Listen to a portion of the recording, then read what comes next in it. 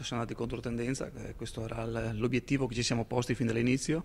L'anno scorso, quando abbiamo detto che l'iniziativa della Regione doveva essere aggressiva, soprattutto sulle micro vacanze, quindi legata a pochi giorni nel nostro territorio da parte come offerta turistica, ha avuto riscontri importanti anche nel mercato italiano, questo dà una grande soddisfazione.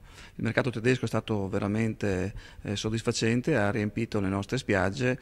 Ora cerchiamo di capire quali sono i dati finali, però penso che l'operazione di aggressività che abbiamo fatto come promozione a livello nazionale e internazionale abbia dato i suoi frutti.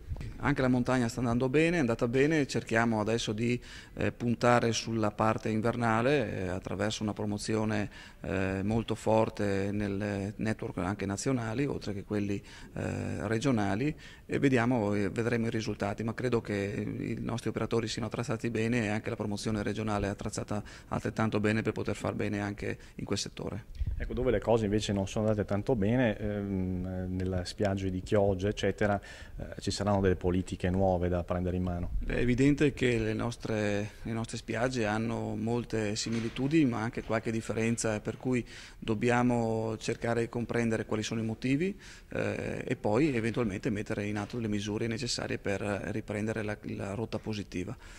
Anche le città d'arte hanno sofferto, ma il mercato americano lo aggrediamo attraverso la presenza negli Stati Uniti e anche nel mondo anglosassone in genere.